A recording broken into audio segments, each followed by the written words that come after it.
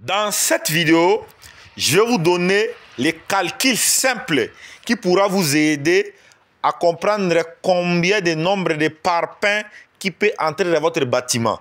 C'est la raison pour laquelle il est important de rester attentif, regarder la vidéo jusqu'à la fin pour ne rien rater. Pour pouvoir déterminer le nombre de parpaings et faire l'élévation des murs de ces bâtiments ici, il y a des normes à suivre. Si vous ne respectez pas les normes que je vais vous dire maintenant, vous n'allez rien réussir dans le secteur de BTP. La première des choses pour pouvoir savoir le nombre de parpaings qui va occuper notre bâtiment en général ici, on a passé par ce qu'on appelle devis.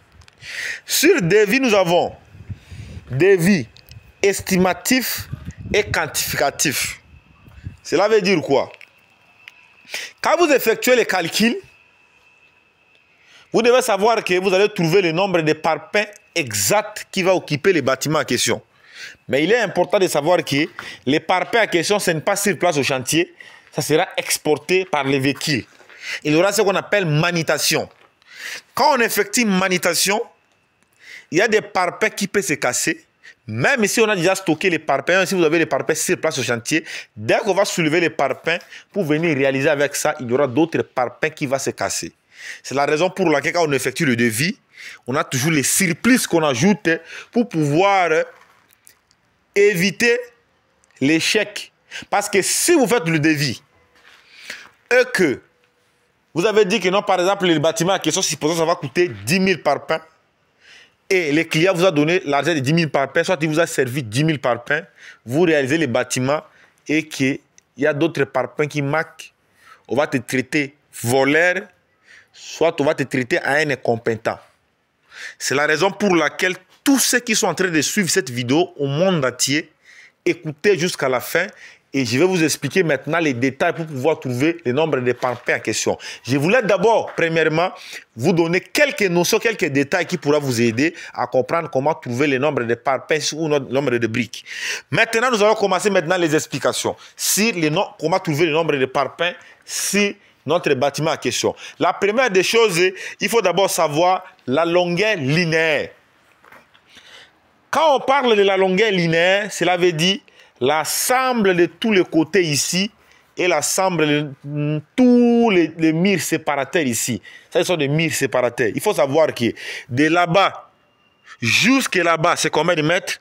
De là jusque là, c'est combien de mètres? De là jusque là, combien de mètres? De là jusque là, combien de mètres? Il faut savoir le nombre de circonférences de ces bâtiments et savoir que les bâtiments en question va coûter, va avoir, ça va avoir combien de pièces. Cela veut dire, quand on parle de pièces, combien de chambres, combien de douches, combien de toilettes, combien de bureaux. Soit si vous voulez mettre, par exemple, vous voulez mettre dépôt, autrement appelé magasin, ça sera combien de mètres?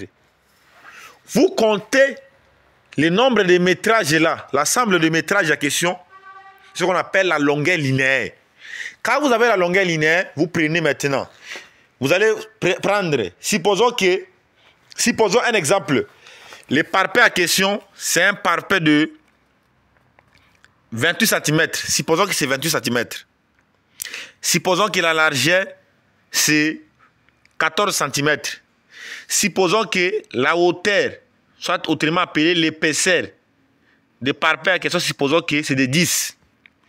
Maintenant, pour pouvoir trouver le nombre de parpaings qui va entrer ici, vous allez faire quoi? Vous allez prendre la hauteur des murs, ça sera combien?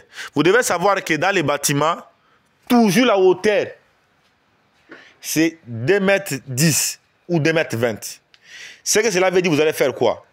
Vous avez déjà la hauteur des bâtiments, la hauteur des murs en question. On parle ici, notre premier étage ici, pas pour les bâtiments entiers. Maintenant, nous avons ici, de là jusque là, supposons que c'est 2,10 m. Nous avons déjà l'épaisseur des parpaings, nous avons la largeur des parpaings et nous avons la hauteur. Nous avons la longueur des parpaings. Pour trouver le nombre de parpaings, on fait quoi? On prend la hauteur 2,10 m fois la longueur linéaire. Supposons que le mur séparateur ici, tous les murs séparateurs à question, supposons que c'est 20 mètres. Supposons que c'est 20 mètres. Maintenant, on prend 2,10 m fois 20 fois 28, qui est la longueur de parpaing à question, fois 14 à question. Maintenant, quand on termine ça, vous avez dit, vous faites égal. Quand vous faites égal, vous allez trouver que ça va vous donner directement le nombre de parpaings qui va entrer dans les bâtiments à question. C'est simple. Maintenant, les gens qui ne savent rien dans le secteur BTP viendront m'insulter.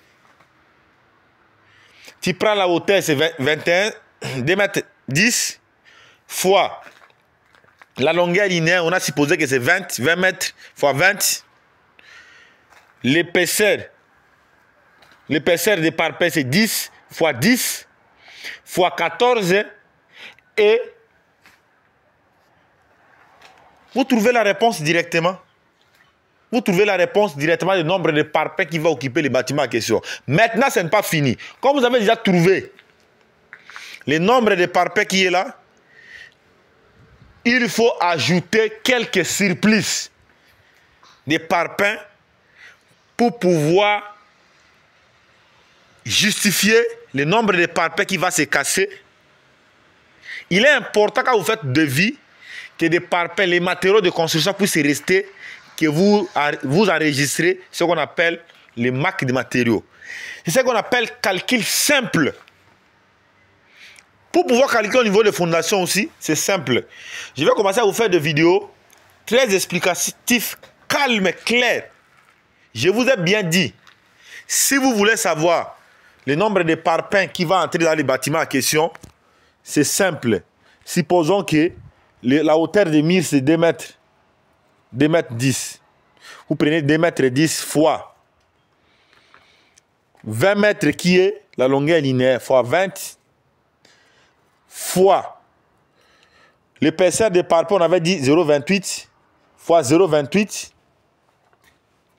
Maintenant, fois la largeur des parpaings en question, c'est combien? 14 fois 14. Et on a déjà calculé la hauteur des murs. L'épaisseur des parpaings, c'est 10 fois 10 l'épaisseur des parpaings. Vous avez directement le nombre de parpaings qui va entrer ici. Et vous ajoutez par exemple que non, j'ajoute peut-être j'ajoute peut-être 500 ou 1000 parpaings.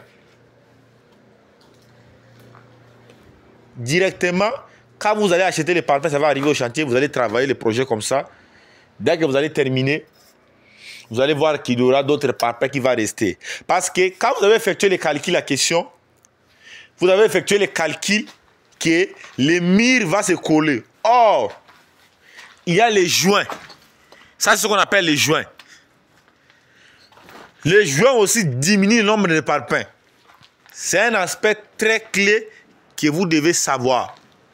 Quand vous effectuez votre calcul, vous devez savoir qu'il y a aussi les joints là, ça va diminuer. Parce qu'il y a un charlatan, il est ici au Maroc, je lui ai déjà appelé dans notre entreprise, ils ne veulent pas venir, il est en train de m'insulter, tu ne sais pas comment dimensionner un ouvrage, tu ne sais pas faire ça.